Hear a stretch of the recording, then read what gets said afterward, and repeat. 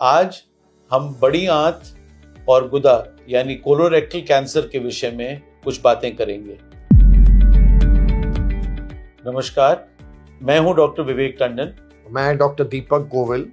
हम दिल्ली के इंद्रप्रस्थ अपोलो अस्पताल की डिपार्टमेंट ऑफ सर्जिकल गैस्ट्रोएंटरोलॉजी और जीआई ऑन्कोलॉजी में काम करते हैं। इसको जल्दी कैसे डायग्नोज किया जा सकता है और क्या जांचें इस्तेमाल करी जाती हैं अर्ली डायग्नोसिस के लिए।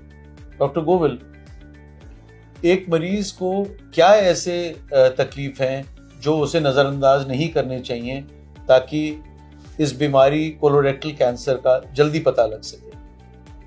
धन्यवाद विवेक। एक्चुअली पेशेंट्स को काफ़ी सारी चीज़ें हैं, क्योंकि पेट की तकलीफ को ज़्यादातर लोग नज़रअंदाज कर देते हैं कि भाई छोटा सा है, ये चूरन ले लिया, ये दवा ले ली। बट आई थिंक ये बहुत इंपॉर्टेंट है, अगर बहुत समय से कोई पेट की तकलीफ चल रही है तो उसको इग्नोर नहीं करें, उसको जांच कराएं। 3 महीने से 6 महीने से कोई तकलीफ चल रही है तो उसको किसी डॉक्टर को ज़रूर दिखाएं। दूसरा एक इम्पॉर्टेंट चीज़ है कि कुछ चेंज इन बाउल हैबिट्स, अगर किसी को कॉन्स्टिपेशन होती है, कब्जी होती है बहुत समय से और सडनली लूज स्टूल शुरू हो जाते हैं, या किसी को कभी कब्जी नहीं हुई उसे कब्जी होनी शुरू हो जाती है, तो इस तरह के अगर पेशेंट्स के चेंज इन बाउल हैबिट्स होते हैं तो डेफिनेटली एक डॉक्टर को दिखाना चाहिए। और एक इम्पॉर्टेंट साइन जो है कि भाई पेशेंट को अगर थोड़ा भी ब्लड आता है, स्टूल में, मल में थोड़ा भी ब्लड आता है, तो वैसे भी पेशेंट अलर्ट हो जाते हैं। बट हमारे यहाँ आजकल पेशेंट्स जो हैं काफ़ी इस चीज़ को छुपाने की कोशिश करते हैं, स्पेशली फीमेल पेशेंट्स जो हैं वो इस चीज़ से बड़ी क्लियरली बाहर नहीं आते हैं कि भाई ब्लड आया है स्टूल में।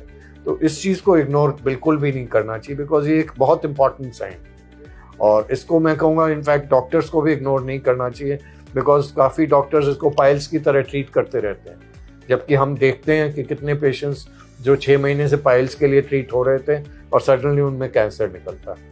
तो एक ब्लड इन स्टूल्स आ रहा है तो इसको इग्नोर बिल्कुल नहीं करें। दूसरा एक और इम्पॉर्टेंट चीज़ है कि अगर बहुत जनरल वीकनेस लगने लगती है, अगर आपका हेमोग्लोबिन बिल्कुल बहुत कम आता है, 7 या 8 आ जाता है सडनली बिना किसी रीज़न के, तो इन चीज़ों को इग्नोर नहीं करें और डेफिनेटली उसके लिए जांच कराएं।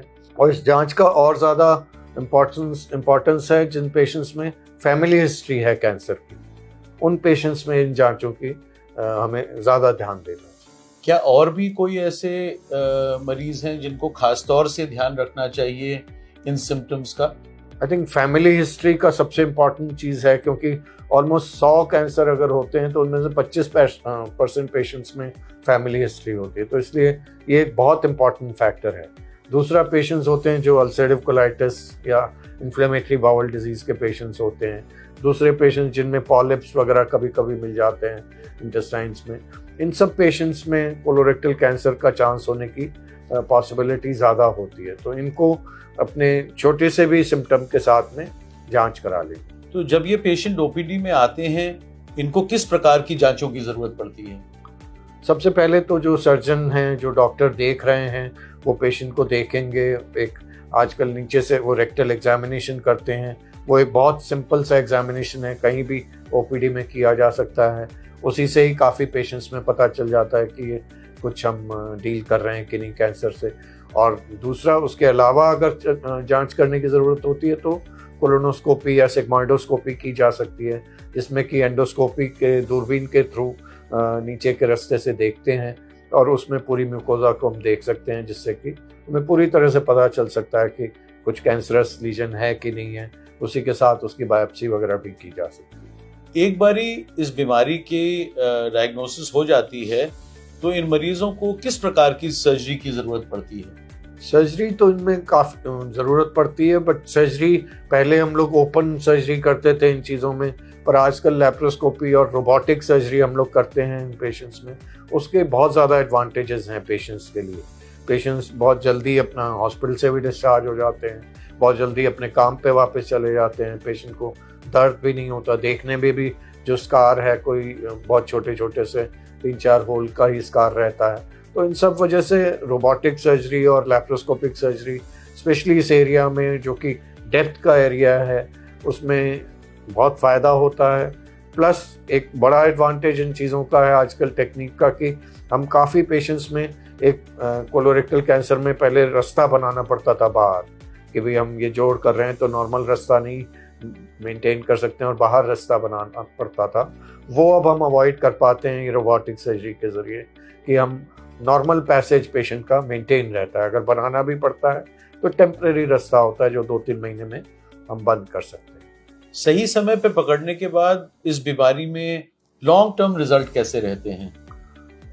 कोलोरेक्टल कैंसर एक ऐसी बीमारी है जो कि मैं कहूँगा 100% तो कहना शायद ठीक नहीं हो, but almost close to 100% cure की जा सकती है। तो इसीलिए इसमें हमारा जो जोर इसी बात पर है कि जल्दी डायग्नोज हो जाएं तो उसको पूरी तरह से क्योर किया जाए। हमारे पेशेंट्स हैं जिनको मैं 15 साल पहले 20 साल पहले ऑपरेट किया था, अब बिल्कुल नॉर्मल लाइफ जी रहे हैं, जैसे कुछ हुआ ही नहीं था। बहुत बहुत धन्यवाद डॉक्टर गोविल। तो जैसा कि आपने सुना, कोलोरेक्टल कैंसर को जल्दी पकड़ा जा सकता है। जल्दी पकड़ने पे, डायग्नोसिस होने पे, उसका सही प्रकार से इलाज कराने से मरीज के लिए लंबे समय के लिए इसको ऑलमोस्ट ठीक होने का चांस मिलता है और इन साइंस और सिम्टम्स को किसी भी तरह से नज़रअंदाज नहीं करना चाहिए और डॉक्टर से मिलके इनका इलाज कराना चाहिए। धन्यवाद।